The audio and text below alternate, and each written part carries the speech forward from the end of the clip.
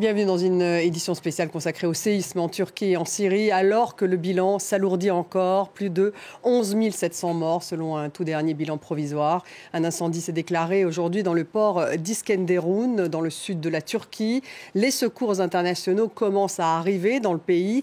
45 pays ont proposé leur aide. Mais en Syrie, les zones sinistrées sont inaccessibles, alors qu'une course contre la montre est littéralement engagée pour parvenir à sauver des vies. Les opérations de secours sont en outre compliquées par le froid. Recep Tayyip Erdogan s'est rendu dans la ville de Kahramanmaraş, l'épicentre du tremblement de terre. Le contexte politique s'immisce bien sûr dans le drame. La campagne présidentielle bat son plein en Turquie. Les victimes dénoncent l'absence d'État. En Syrie, le régime sous sanctions internationales contrôle Alep, mais pas la zone rebelle d'Idlib, ni le nord maîtrisé par des supplétifs turcs ou encore par des Kurdes. Urgence d'un côté, considération politique de l'autre. Comment les concilier? Comment sauver des vies par-delà le contexte géopolitique? Comment s'organise l'aide internationale? On va en discuter avec mes invités et avec nos envoyés spéciaux. J'ai le plaisir d'avoir à mes côtés Mayedine Keladi. Bonsoir, merci d'être avec nous. Vous êtes directeur exécutif du Secours islamique en France. Bienvenue à vous. En face de vous, Sev Eydin Izouli. Bonsoir. Vous êtes avocate franco-syrienne. Bienvenue également dans cette édition spéciale. Ronny Broman est avec nous également, directeur d'études à la Fondation MSF, médecin également, ancien président de MSF. Bienvenue à vous, Ronny Broman. Merci d'être avec nous. On attend également Didier Billon, qui est un directeur adjoint de l'IRIS, qui va nous rejoindre. Nous avons avec nous sur place notre envoyée spéciale Julie Dungeloff, envoyée spéciale à Gaziantep, donc à l'épicentre du tremblement de terre. On est heureux de vous voir, Julie, ce soir. Racontez-nous un peu votre journée. On sait que le bilan s'alourdit, que c'est de plus en plus compliqué de sauver des vies aujourd'hui. Comment s'est passée cette journée donc à Gaziantep ? Alors, je vais vous raconter déjà ce qui se passe derrière moi, Stéphanie. Vous voyez peut-être une vaste opération de secours. De nombreux secouristes s'engagent dans une course contre la montre et pour cause, 4 personnes seraient encore vivantes, coincées sous ces débris. Et donc, par conséquent, ils remuent les gravats. Il y a des grues qui s'activent également pour tenter de sauver ces personnes. Et vous l'avez dit, le froid n'arrange rien, car il fait extrêmement froid dans la région et il est extrêmement difficile de tenir dans ces conditions pour ces personnes qui, je vous le rappelle, sont sous ces décombres depuis lundi où s'est passé ce séisme. Ce que je vais vous raconter aussi, c'est peut-être le contraste avec ce que j'ai vu aujourd'hui dans la journée. Là, on voit de nombreux secouristes en train d'agir pour tenter d'aider des gens. J'étais dans un village à 1h30 de Gaziantep aujourd'hui où j'ai pu voir le plus grand désarroi de la population qui attendent désespérément une aide humanitaire et rien n'arrive. Donc on a vu des gens qui spontanément venaient déposer un peu de pain, des couches pour les enfants, des couvertures, mais au-delà de ça, il n'y avait absolument rien et la colère commence à grimper au sein de la population. J'ai pu le constater aux différents endroits où j'ai pu me rendre. Le gouvernement Erdogan est très critiqué pour son manque de coordination de l'aide humanitaire et beaucoup ici on appelle à l'aide internationale qui est en train d'arriver. Rien qu'aujourd'hui, c'est 60 pompiers français qui sont arrivés aujourd'hui à Gaziantep. Vous avez rencontré en particulier une partie de cette aide internationale. Julie, comment ça s'organise ?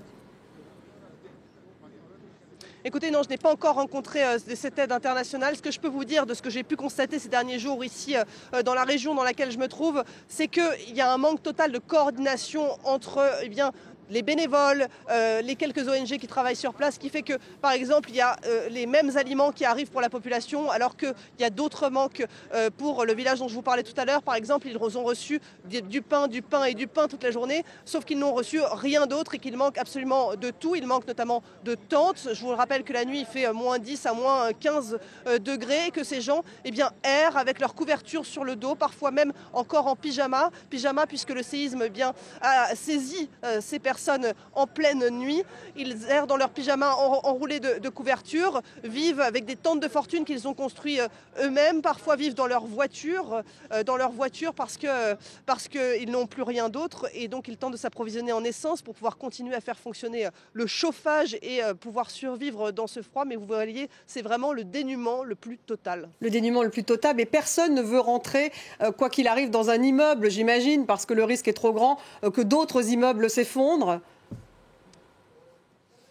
Oui, il y a aussi cette crainte-là, parce que certaines personnes n'ont peut-être pas perdu leur maison, mais leur maison est extrêmement fragilisée. Et puis d'autre part, eh bien, il y a de nombreux bâtiments qui tiennent encore debout, mais on peut voir de nombreuses fissures. Et par conséquent, ce serait extrêmement dangereux eh bien, pour ces personnes d'aller trouver refuge dans ces abris-là. Alors il y a des stades qui ont été réquisitionnés, dans lesquels il y a des ONG qui ont monté des tentes. Il y a également quelques gymnases qui ont été réquisitionnés, mais tout cela ne suffit pas, vu l'ampleur des personnes qui se retrouvent aujourd'hui bien sans logement. Julie, vous restez avec nous. Mayedine Keladi, directeur exécutif du Secours islamique France. Vous êtes à la fois en Turquie, présent comme ONG, et également en Syrie. Qu'est-ce qui est le plus compliqué là? C'est cette course contre la montre. Il faut se dépêcher, sinon il n'y aura plus de survivants. Le plus compliqué actuellement, c'est vraiment de sauver des vies qui sont sous les décombres. Et donc là, on est vraiment sur ce volet-là de sauvetage, de secourisme. Et puis de médical aussi, parce que voilà, lorsqu'on sauve des vies, qu'on sort des personnes sous les décombres, il faudrait aussi pouvoir les soigner. Et donc ça, c'est un vrai sujet.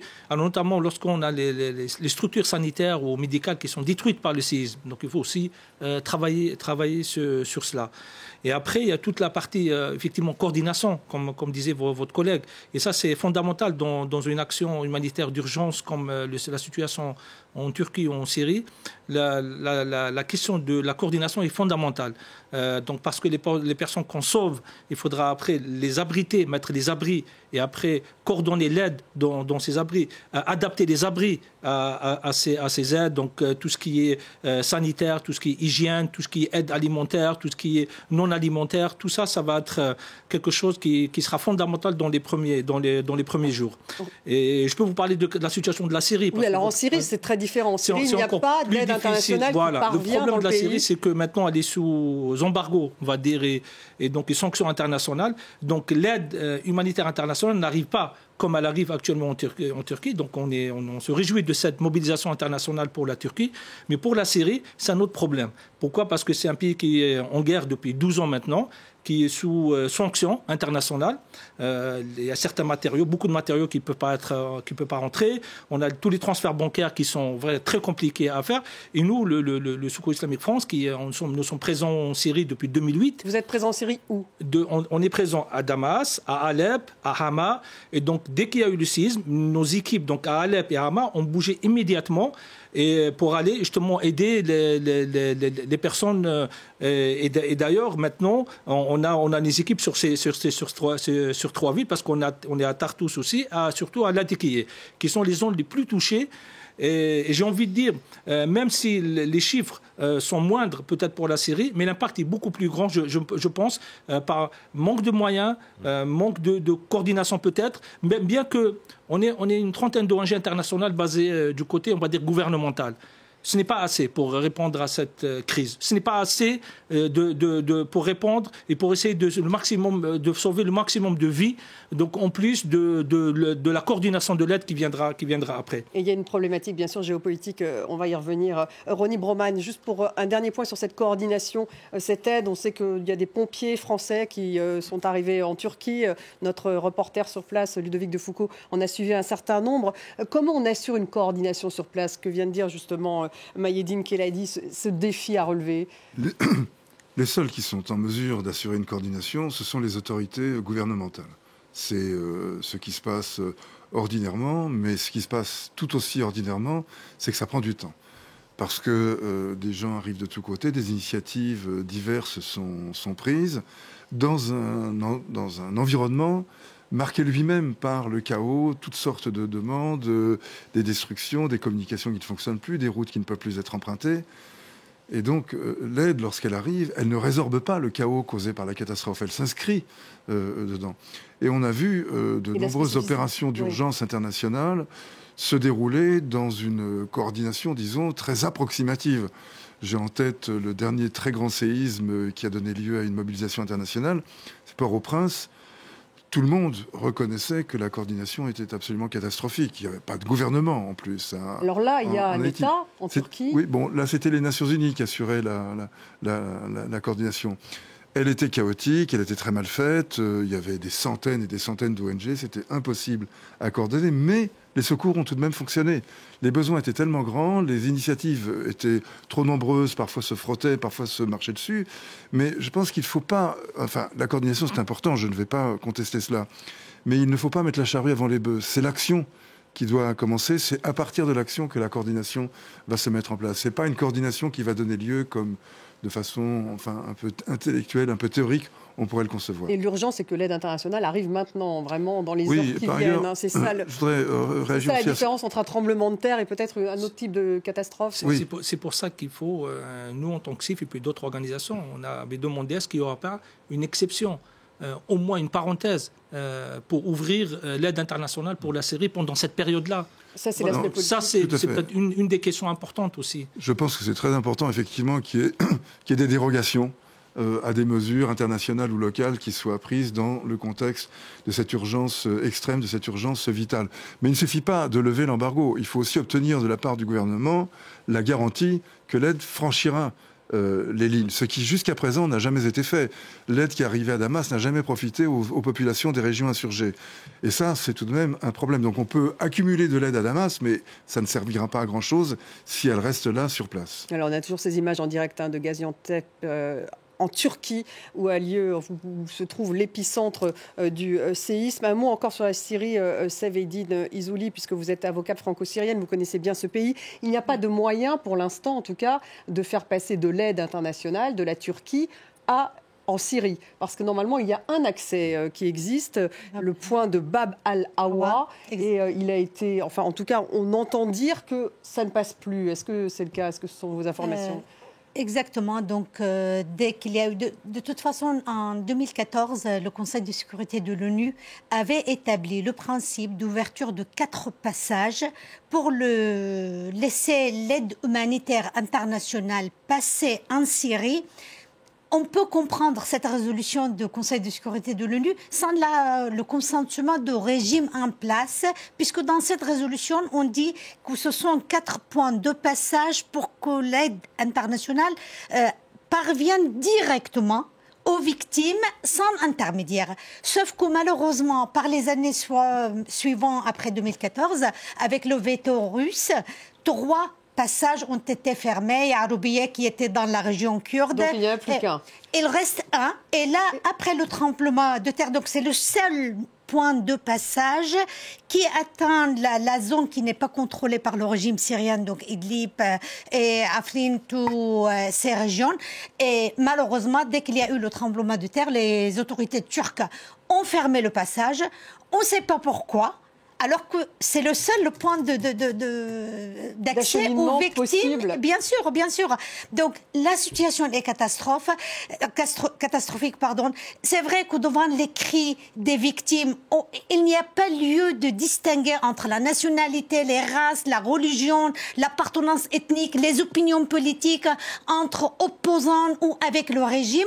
Tout le monde, toutes les victimes ont le droit fondamental à être secourus. Mais aujourd'hui, ce qu'on fait, on est au trait, nous, en Syrie. Ce n'est pas parce qu'on voudrait plus que les autres. Ce n'est pas parce que la vie des Syriens veut mieux que la vie des Turcs. Mais il y a un constat. La communauté internationale doit faire ce qu'on appelle la discrimination positive. Les régions syriennes, depuis 12 ans, sont affligées par la guerre. Il y a déjà une situation de catastrophe où il n'y a rien du tout. Et aujourd'hui, tous les États, je termine avec ça, y compris notre pays, la France, notre président Macron s'adresse au président turc, tous les pays s'adressent à la Turquie. Je comprends qu'ils s'adressent au président turc, ils ne veulent pas s'adresser à Bachar al-Assad, mais aujourd'hui, il ne faut pas oublier qu'aussi en Syrie, il y a un besoin ressenti encore plus grave et plus important que ce qui est en Turquie, et la communauté internationale doit agir. Doit agir, donc elle devrait lever les sanctions, c'est ça en fait que vous souhaiteriez Elle doit lever les sanctions, mais il y a aussi les moyens de la communauté internationale de parvenir directement aux victimes sans le consentement du président syrien. D'aide et de coopération. Les autorités syriennes n'ont pas opposé. Ils disent que nous sommes là pour coopérer avec les organisations C'est ce internationales qu'ils ont dit, en tout cas. et qu'on n'entrave pas l'aide humanitaire. Mais même si le cas, la communauté internationale doit agir et parvenir à toucher les victimes immédiatement. Didier Billon, un mot peut-être là-dessus. Vous nous avez rejoint, ce que je disais, directeur adjoint de l'IRIS, spécialiste de la Turquie et du Moyen-Orient. C'est vrai qu'effectivement, on n'est pas dans le même cas. L'aide internationale arrive, s'écoule en Turquie et pas en Syrie. Donc il y a une différence qui est liée au régime de Assad, qui est lié donc à un contexte géopolitique puissant. Est-ce qu'il faudrait lever, est-ce que les Européens, j'ai vu que les Européens étaient en train de discuter, de voir comment ils allaient agir. Est-ce qu'ils devraient lever les sanctions? Est-ce qu'il devrait y avoir une sorte de couloir prévu? Je pense que dans la situation d'urgence dans laquelle nous nous trouvons, ce serait effectivement salutaire et judicieux que de lever toutes les restrictions qui existent. Et la difficulté, chacun la comprend, elle a déjà été évoquée, c'est qu'en dépit des différends qu'on puisse avoir avec M. Erdogan, il reste un interlocuteur régulier à travers différents canaux. Donc, vous avez aussi entendu cette information comme quoi il aurait fermé l'accès justement à la frontière, Erdogan? Oui, apparemment, c'est ce que j'ai entendu. On peut difficilement vérifier, mais apparemment, c'est la bonne information. Ça a été réouvert par la suite. On ne sait pas pourquoi. Est-ce que c'est technique, c'est l'état de route? Mais je pense qu'il y a une sorte d'état de sidération, qu'il y a des mesures qui ont été prises de façon très rapide. Sont-elles précipitées ou pas? Je ne suis pas là pour le juger, qui ne sont pas tout à fait maîtrisées de la part du gouvernement turc, j'entends. Donc il est possible que pendant quelques heures ou pendant une journée, le point de passage ait été fermé. Je ne sais pas réellement. En tout cas, s'il l'a été, il faut qu'il soit réouvert. Mais comprenons bien que de toute façon, il sera insuffisant. C'est que cela a été rappelé initialement, il y avait 4 points de passage, il n'y en a plus qu'un. Je rappelle aussi que l'ouverture de ce point de passage est votée tous les 6 mois à l'ONU et qu'il nécessite donc au moins l'abstention de la Russie et de l'Ukraine au sein de la Chine au sein du Conseil de sécurité, pardonnez-moi. Donc, parce qu'il faut expliquer aux téléspectateurs pourquoi la Russie fait-elle pression pour justement que ça soit fermé, cette frontière? C'est pour contrôler les flux et c'est une demande de l'allié principal, M. Bachar el-Assad, évidemment. C'est ce qui est très important, c'est que Bachar el-Assad, aujourd'hui, c'est terrifiant à dire, est dans une position de force. C'est-à-dire que dans la négociation qui peut exister avec le reste de la dite communauté internationale, il peut imposer un certain nombre de conditions. Jusqu'alors, cette dite communauté internationale se refusait à céder au chantage. Devant l'horreur qui se produit sous nos yeux, il a là des cartes à jouer. C'est un cynisme absolu. On connaît sa nature, son régime, sa méthode de fonctionner et de diriger. Donc ce n'est pas étonnant. Ce n'est pas étonnant. On retrouve tout de suite encore Julie Dungoloff, donc à Gaziantep, en Turquie cette fois. Recep Tayyip Erdogan s'est déplacé aujourd'hui. Julie est allée à Kahramanmaraş, donc pas loin de là où vous vous trouvez. Il a promis d'ailleurs de donner de l'argent à ces personnes justement démunies. Il est aussi en campagne. Est-ce que ça complique les choses ?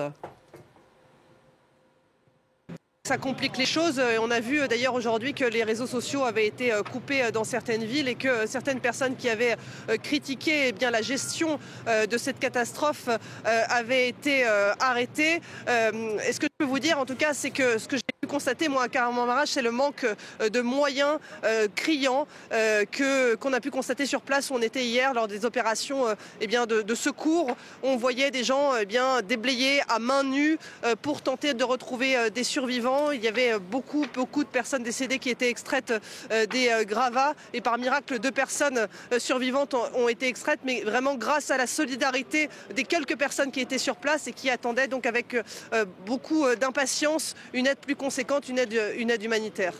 Ronnie Broman, vous vouliez rebondir? Oui, sur 2 choses. Mes informations sur le passage de Bab el-Awa sont un peu différentes. Apparemment, des équipes ou des convois de Médecins sans frontières ont pu traverser.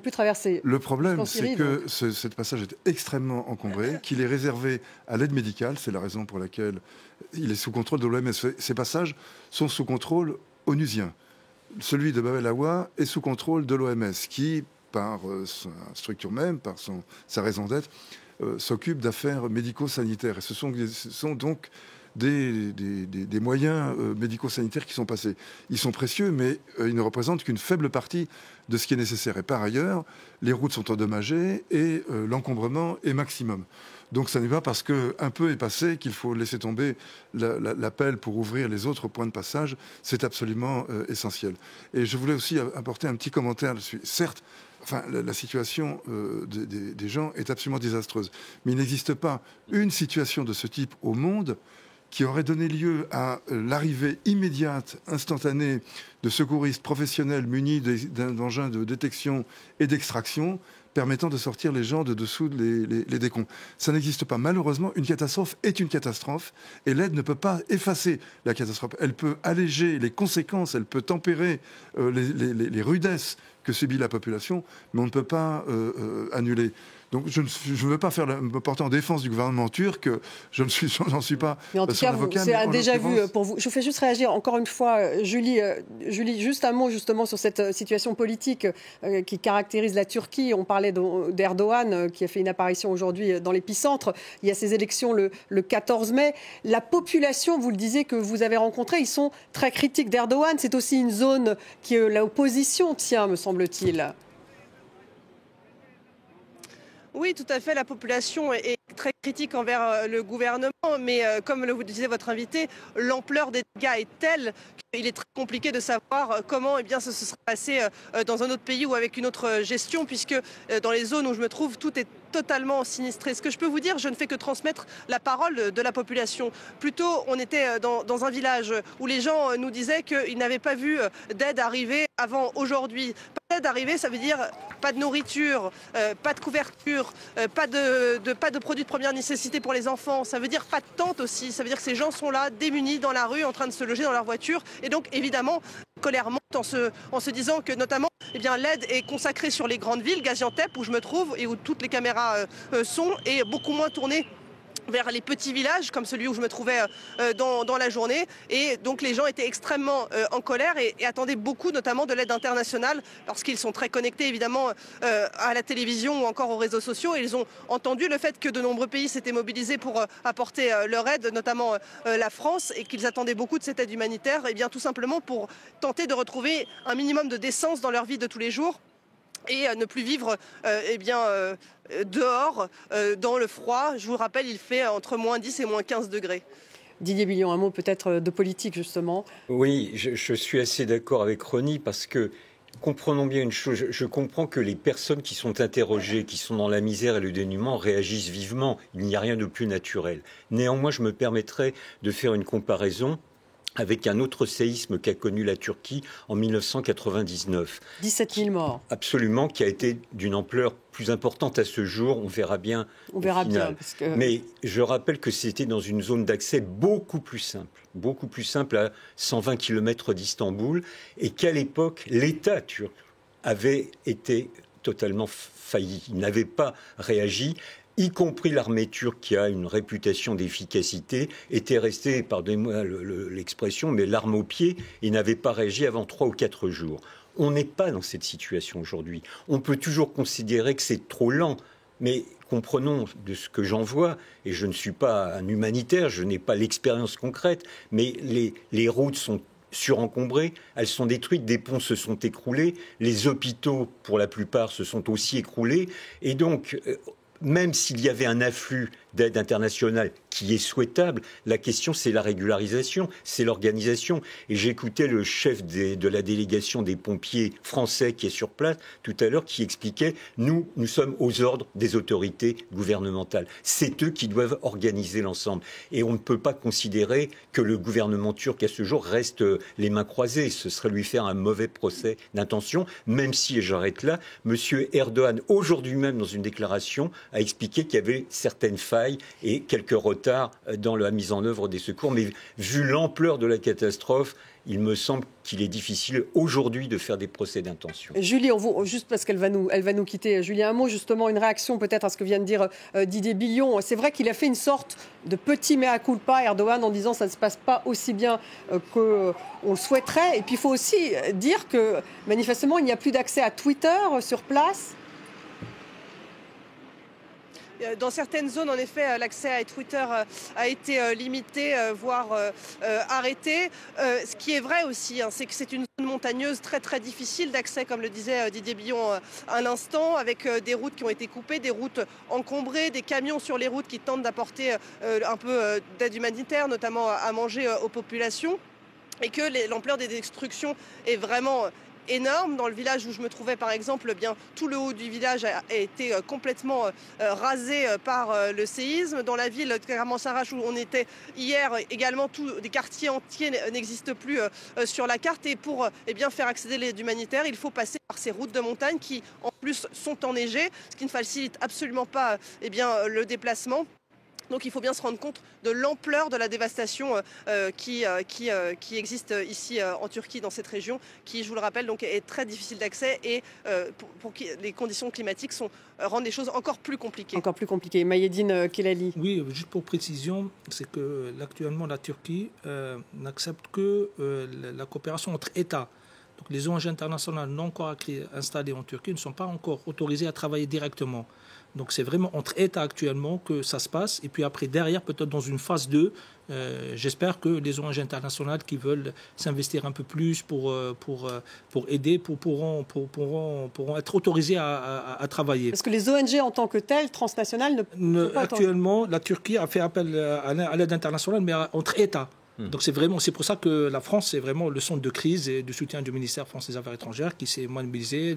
On voit des il y a l'Union européenne aussi. Voilà, l'Union européenne, mais c'est entre États. Donc les ONG internationales non installées en Turquie ne peuvent pas travailler directement maintenant. Absolument. Et par exemple, les médecins de Médecins sans frontières ne peuvent pas exercer, sauf s'ils sont de nationalité turque. Donc nous ne pouvons agir que par le truchement. Ça, c'est parce qu'il y a encore un accord qui doit être passé entre la Turquie et l'OMS, c'est ça? Non, c'est parce que les autorisations, parce que la Turquie ne veut pas autoriser maintenant les ONG internationales. Turc ou un médecin turc pour pouvoir organiser une aide sanitaire ou opérer ou faire son métier de médecin. Donc seules les équipes turques, pour l'instant, peuvent être à pied. Ou des fondations ou associations turques. Ça peut changer, cela? Normalement, dans une phase 2, oui. Dans une phase 2, mais... Ce que nous avons compris, dans une deuxième phase, oui. Donc, parce que... Si le gouvernement turc le décide. Voilà, exactement. Seveydine. Oui, pour la Syrie, la situation est différente. Il y a il y a plusieurs zones sous contrôle de régime qui ont été également touchées, durement touchées. Certaines sortes d'aide internationale parviennent là-bas.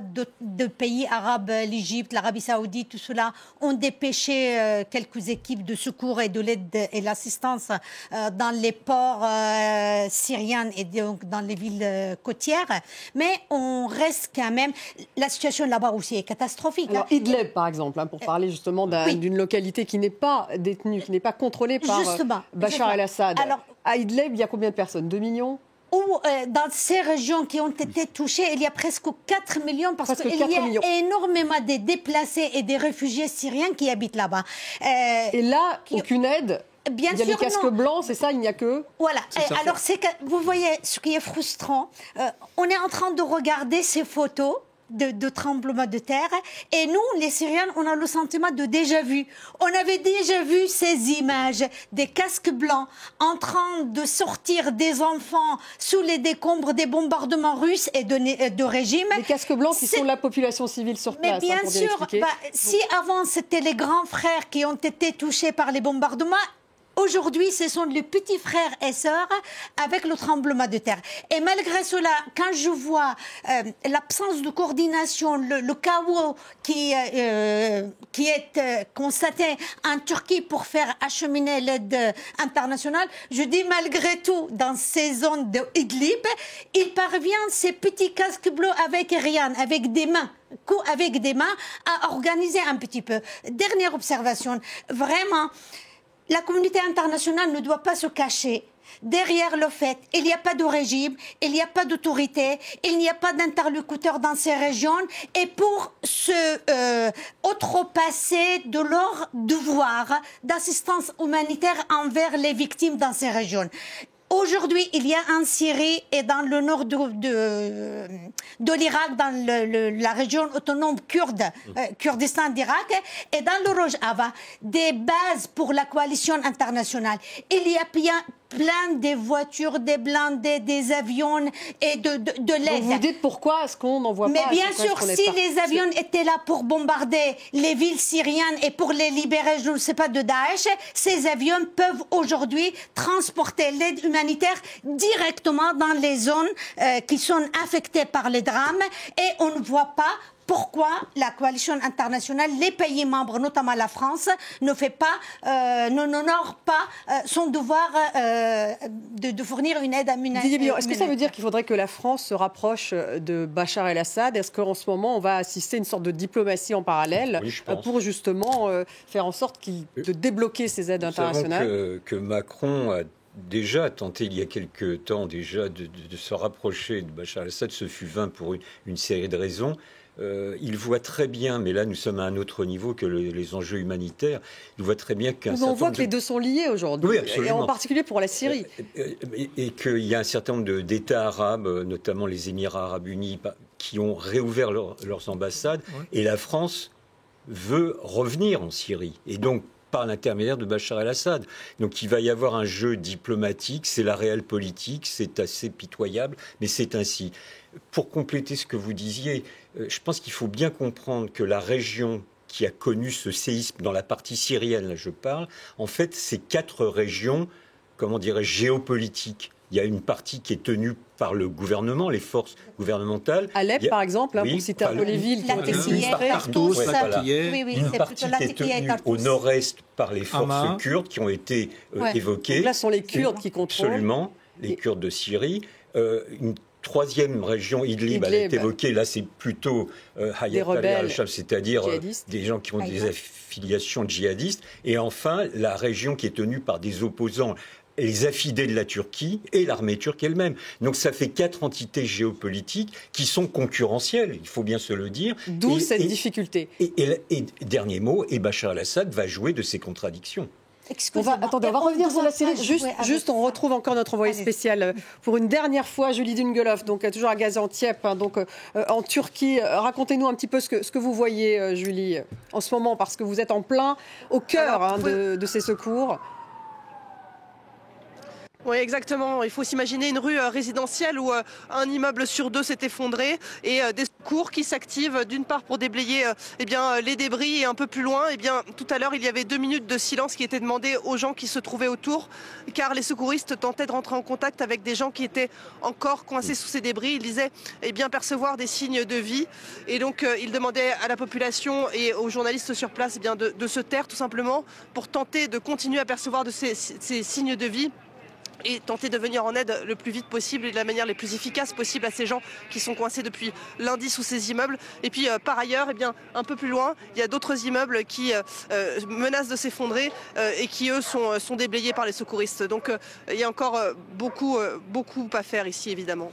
Merci Julie Dungeloff, donc en direct de Gaziantep. Merci d'avoir été avec nous, et on retrouvera un tout petit peu plus tard notre autre envoyé spécial, notre correspondant qui va nous rejoindre. Un petit mot peut-être pour rebondir sur ce que vient de dire Julie, Ronnie Broman.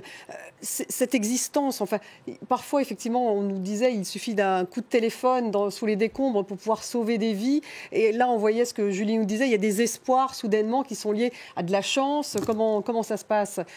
Non. Pas de la chance, de la ténacité, évidemment. Pour ceux qui ont survécu sous les décombres, c'est de la chance. Leur chance d'être sauvés réside dans plusieurs choses. Est-ce qu'ils sont pas trop profondément enfouis? Est-ce qu'ils ont été blessés? C'est-à-dire qu'ils sont non seulement encastrés, mais également blessés. S'ils saignent et qu'ils sont dans cet état-là, ils ne survivront pas longtemps. Et s'ils ont de l'eau. Ce sont donc quelqu'un qui n'a pas été blessé, qui est encastré et qui a de l'eau, peut survivre pendant plusieurs jours, le temps que les secours arrivent. Mais ce que je voulais ajouter par rapport à ce que disait Madame, au passage, les avions ne sont pas le bon moyen pour acheminer de l'aide dans ce genre de situation. Vous parlez de la Syrie là à nouveau. Je parlais des avions. Non, en revanche, il y a 2 choses qu'on ignore parfois. L'une, c'est que dans les premiers jours qui suivent une catastrophe, loin d'être dans un état de sidération, la population, je ne dis pas évidemment toute la population, mais la population en général, et cela, quel que soit l'endroit du monde, quelles que soient les circonstances, la population fournit les premiers secours. Ce que l'on voit dans la rue, c'est ceux qui n'ont pas reçu de secours. Ceux qui ont reçu un secours, par définition, ils quittent le champ de vision qui s'intéresse aux dégâts provoqués par le tremblement de terre. Donc les initiatives provenant, les casques blancs en sont un exemple. Les casques blancs, c'est déjà une organisation qui a beaucoup d'expérience, qui depuis des années fait ce travail de désencombrement, de désencastrement. Pendant la guerre en Syrie. Il y a en permanence, on l'observe dans toutes ces situations, l'émergence spontanée de leaders, d'organismes qui se mettent à organiser les flux, organiser l'hébergement, des centres de distribution de nourriture. C'est la société civile. C'est la société civile, exactement. Et l'autre chose que l'on ignore parfois, c'est que ceux qui détiennent la clé des secours organisés, ce sont les militaires. Nous autres, les ONG, nous pouvons faire un travail utile pour des tas de gens, opérer, distribuer de la nourriture, etc. Mais le gros de ce qui doit être fait après un tremblement de terre, ce sont les militaires qui sont en mesure de le faire parce qu'ils disposent d'une logistique que personne d'autre n'a. Ce ne sont pas leurs capacités offensives, naturellement, qui sont ici attendues, ce sont leurs capacités logistiques. Personne ne peut rivaliser avec une armée dans ses capacités logistiques. L'armée turque est une armée puissante, elle a des capacités logistiques, mais nous sommes 48 heures après le tremblement de terre. L'état d'urgence a été déclaré, donc j'imagine. Mais on ne peut pas attendre qu'en 48 heures, compte tenu des difficultés, ponts effondrés, routes endommagées, voies d'accès encombrées par des voitures, tout cela ralentit énormément. Et le mauvais temps se met de la partie parce que il complique naturellement la marge des secours, mais il complique surtout effroyablement la survie des gens. Parce que se retrouver, comme le disait votre correspondante, dehors par moins 10 degrés chaque nuit, c'est une épreuve à laquelle on n'est pas certain de survivre. Il peut y avoir vraiment des dégâts très importants. Ludovic de Foucauld, oui. Ça demande un peu de temps. Ça demande du temps. Ludovic de Foucauld, vous êtes avec nous, correspondant France 24 en Turquie. Vous êtes à Osmaniye, Ludovic. Bienvenue.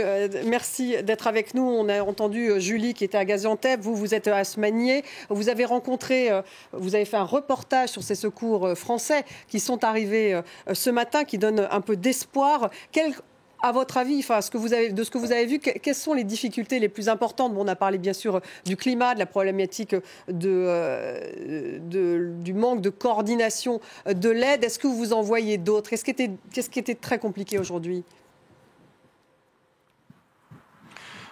À Osmaniye en particulier, le chantier sur lequel les secours français étaient à pied d'œuvre en coordination avec leurs homologues turcs, la difficulté c'était la compacité des débris, le fait qu'ils étaient extrêmement denses, parce que là ils travaillaient sur un immeuble de 8 étages qui s'était vraiment effondré façon millefeuille, c'est leur expression que je reprends, et en fait il y a très peu de poches d'air qui permet aux gens qui se trouvent sous les décombres de survivre.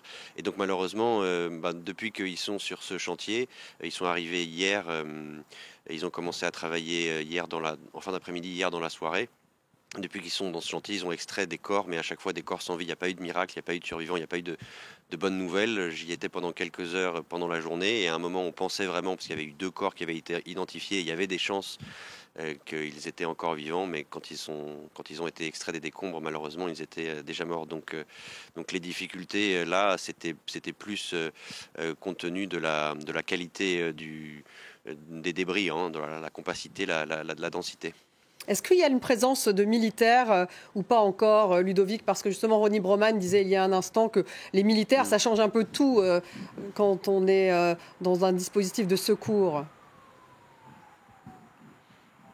Oui, les militaires sont présents, on les voit, mais ce n'était pas le cas les premières heures ou la première journée. Et ça, en réalité, même le président turc l'a reconnu. Enfin, il n'a pas parlé exclusivement des militaires, mais il a reconnu, et c'est assez rare pour être noté, qu'il fasse une concession en ce sens, qu'il y a eu des problèmes, qu'il y a eu des difficultés et des contretemps le premier jour. Mais il a assuré, en continuant derrière, que dorénavant, tout ça était derrière nous et que l'effort de l'État turc était 100% appliqué dans la réponse pour le secours, pour apporter l'aide d'urgence.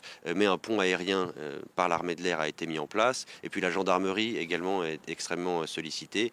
Et à Hatay, à Antioche, où j'étais hier, Il y a eu, je voyais un balai incessant d'hélicoptères, notamment qui arrivait, qui redécollait, qui arrivait, qui redécollait. Ça, c'était pas le cas au moment où on est arrivé, mais après quelques heures, là, ça a commencé à venir. Donc effectivement, on voit les militaires. Et puis il y a aussi d'autres villes où je ne me suis pas rendu, mais j'ai pu voir des images et où on voit aussi des militaires qui se sont dépêchés pour assurer l'ordre, qui font aussi un travail de police dans les rues. Ça, on le voit aussi dans certaines autres villes. Et Recep Tayyip Erdogan, en se rendant sur place aujourd'hui, est-ce qu'il a eu tout de même un discours politique? On sait qu'un certain nombre de régions sont tenues plutôt par l'opposition. Vous nous disiez d'ailleurs hier, Ludovic, qu'un certain nombre de Turcs se plaignaient de l'absence d'État. Julie nous le disait aussi. On sent la campagne, tout de même, la campagne présidentielle, puisque le 14 mai prochain, il y a une élection présidentielle en Turquie. Oui, évidemment, tout est politique. Et en fait, pour le dire simplement, on est dans une situation extrêmement spéciale où l'État dit laissez-nous faire. Ça y est, on intervient. Si vous essayez de faire des initiatives personnelles, ça va ne faire que ralentir le nôtre et ça va tout désorganiser. Faites-nous confiance, laissez faire l'État. Et beaucoup de gens, dont l'opposition, qui disent mais on veut bien laisser faire l'État, mais l'État ne fait pas. Ou ne fait pas assez bien, ou n'a pas fait assez tôt. Et donc on se retrouve dans une situation où il y a deux administrations en réalité. Il y a l'administration centrale, l'administration étatique, et dans certaines régions, notamment celle du Hatay en particulier, on voit une autre administration se mettre en place, coordonnée cette fois-ci par l'opposition, qui va déployer ses propres moyens et qui proviennent des municipalités qu'elle contrôle, et en particulier la plus grande d'entre elles, Istanbul. Ainsi, je vous donne un exemple concret, l'incendie dans l'aéroport d'Iskenderun, dans l'aéroport d'Alexandrette, ce sont des pompiers d'Istanbul qui s'y sont attelés, et ce, sans l'aval, sans la coordination de la préfecture locale. Et donc on est dans une situation où il y a deux administrations qui ne sont non pas en coordination, mais peut-être même en concurrence. Donc non seulement en termes de planification, d'organisation, etc., c'est un problème, mais ce que ça révèle aussi politiquement, c'est une rupture très forte de la confiance dans la capacité de l'État d'intervenir dans des situations pareilles. Et ça, cette rupture de confiance, ou laisser dire que l'État est incapable, c'est quelque chose qui est insupportable pour Recep Tayyip Erdogan, et il s'en est exprimé aujourd'hui en se rendant justement dans le Hatay pour essayer de répondre à ces critiques. Il a annoncé tout un train de mesures, mais il s'en est aussi pris de manière assez virulente aux ignorants, aux malhonnêtes, aux gens qui répandent des fausses rumeurs, des fausses informations qui laisseraient dire que l'État n'est pas suffisamment présent, etc. Et de manière concomitante, on apprend quoi? Que l'accès à Internet, enfin à Twitter en particulier, est très restreint, voire complètement fermé pour de très nombreux Turcs. Il faut maintenant un VPN pour être sûr de pouvoir naviguer sereinement. Et donc là, on retombe dans un travers qui est souvent dénoncé sur votre plateau, le penchant autoritariste de la présidence turque, qui peut, il est vrai, arriver à affronter les critiques en proposant des mesures et en étant extrêmement active, mais qui le fait aussi en essayant de les réduire au silence. Didier Billon, vous pouvez peut-être rebondir sur ce que vient de dire justement notre Ludovic de Foucault. La campagne est là, malgré tout. Erdogan est autoritaire parce qu'il ne supporte pas d'être critiqué sur les réseaux, donc il n'y a plus d'accès sur Twitter. On voit cette concurrence dont il vient de parler, Ludovic, qui finalement est un peu plus chaotique qu'autre chose, même si elle sauve des vies tout de même, manifestement. Pour reprendre la chronologie, la réaction de Erdogan aujourd'hui que vous avez évoquée s'explique aussi par le fait que hier après-midi, le chef du principal parti d'opposition, accompagné du maire d'Istanbul, accompagné du maire d'Ankara, qui sont tous les deux membres du même parti, le Parti républicain du peuple, c'est le parti kémaliste, se sont rendus sur place, appelant bien sûr à l'unité nationale, à la solidarité. Mais M. Kılıçdaroğlu n'a pas hésité non plus à évoquer les lenteurs, le manque de réactivité. Donc Erdogan réagit aussi à ces propos. Et là, on est en plein dans la campagne électorale. Malheureusement, c'est ainsi. Il va y avoir instrumentalisation des éventuels retards, des éventuels manquements par l'opposition. Erdogan va répondre en disant qu'il est le seul, bien évidemment, à pouvoir assurer la sécurité et le sauvetage de ses citoyens. C'est dérisoire, mais c'est ainsi. Et puis, petit rappel, ce que Ludovic a expliqué, c'est très important, que des municipalités, pas des moindres, Istanbul, 15 millions d'habitants, décident de dépêcher, par exemple, ces pompiers. Ça a une petite histoire. Et hier, le chef de l'opposition l'a clairement dit. Nous n'attendrons pas l'autorisation de l'État central. Pourquoi dit-il cela? C'est que pendant la crise du Covid, alors là, il y avait des retards à l'allumage de la part de l'État, comme d'ailleurs dans pas mal d'autres pays. Et des municipalités d'opposition ont pris des initiatives pour secourir leurs concitoyens, pour distribuer des masques, etc. Et ça leur a valu des poursuites judiciaires de la part de l'État central, expliquant que les municipalités n'avaient pas cela sous leur responsabilité. Et donc aujourd'hui, l'opposition dit, quelles que soient les décisions de l'État central, nous agirons, nous, à notre niveau, par solidarité avec nos concitoyens. C'est assez dérisoire, disais-je, mais c'est ainsi, c'est la dure loi de la vie politique. Et Ludovic disait, tout est politique. On en a encore une fois la preuve. Ludovic, encore un petit mot. Je vous fais participer juste un petit mot. Ludovic, oui, tout est politique. Là, c'est ce que vous sentez aussi sur le terrain. Oui, tout à fait. Et pour ajouter un mot à ce que Didier Billon vient de dire, on a même vu un Kemal Kılıçdaroğlu beaucoup plus offensif et bravache qu'il en a l'habitude. Lui qui a plutôt la réputation de ne pas être un tribun très énervé, de manquer un peu de charisme. Là, il a pris à partie le gouvernement en disant on va se passer de vos autorisations et si vous n'êtes pas content, venez m'arrêter. Ronnie Broman, vous vouliez rebondir. Oui, ce genre de crise majeure agit aussi comme un révélateur social, révélateur politique. Et on voit les choses... Mais ça me rappelle, c'était en un peu plus petit, en un peu plus limité, mais tout de même, il y avait des choses de cet ordre-là. La catastrophe de l'ouragan Katrina, qui a frappé la Louisiane en 2004 ou 2005, je ne suis plus tout à fait sûr, au cours de laquelle les secours avaient été lamentables, la marche des secours avait été extrêmement lente, quand elle se produisait, parce qu'elle a été à certains moments totalement 2005. absente, et il y avait une querelle entre le maire, le gouverneur et disons l'État central, enfin de Washington, c'est-à-dire le département, l'agence des secours d'urgence qui était en conflit politique, conflit qui a été en quelque sorte accompli sur le dos des habitants de la Louisiane, enfin de la Nouvelle-Orléans en tout cas. Donc on retrouve ces problématiques politiques, c'est ce que vous voulez dire.